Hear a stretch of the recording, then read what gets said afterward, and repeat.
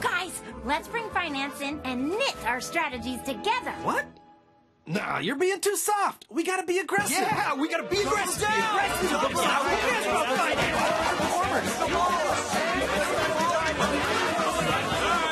okay, let's put a pin in it.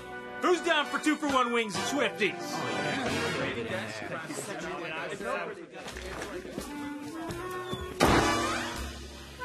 Hey, we got everybody? 7:45, welcome back. We're talking about the changing workplace for women ahead of International Women's Day. Pixar releasing that short film, A Pearl. Debbie Carrera, HR expert, joining us. Tell us about the impact of this, because Pixar, especially when it came to the Me Too movement in the last year, has made some strides, and they wanted to get a message out with that movie right there. Yeah, absolutely. And I love the Pearl movie, not just for what Pixar's done, but how it's actually demonstrating workplaces are changing. So it was really great that they actually stepped out. They'd had a Me Too problem, and then they come out with this amazing new short video that's illustrating the importance of diversity in the workplace, and how Pearl, who's actually a female, is fitting into an all-male culture, and how she's actually able to change it for the positive in the end. So it's just really nice that Pixar did this, and it's compelling, and it's interesting, and it's fun, and it's short. It's 8 minutes long, so it's fantastic. What are you seeing with companies, given the all-important Me Too movement, of tangible changes and progress we've seen for gender equality? So they've really done an amazing thing. So Me Too is about 1.5 years old almost now, and when you look at workplaces, they're completely different than 1.5 years ago.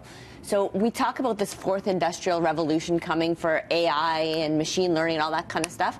I think Me Too's been a bigger revolution. So organizations are now, they're always talking about the importance of diversity, respectful workplaces. They're doing a lot of training around it. They're making sure people feel safe and included. We also realize now the benefit of having diverse workplaces, and that's not just the occasional sort of progressive company. Everyone now knows that diversity is important. It's table stakes. Well, diversity is important, and I also think about the amount of awareness that is out there. And you work with a lot of clients, a lot of companies, and studies that look at the strengths from our female leaders, how they can leverage them. What have the studies shown of, like, the strong attributes that women bring to corporate culture? Well, there's so many, and one that you actually see from the Pearl video is being able to include other people. At the end of the video, it actually shows her welcoming someone else that doesn't fit into the culture either. So that's one. Women are really great at taking initiative. A lot of what are traditionally called softer skills, so personal development, developing people, teamwork, collaboration. They're great at setting goals. So there's a lot of things men do really well, and there's a lot that women do really well.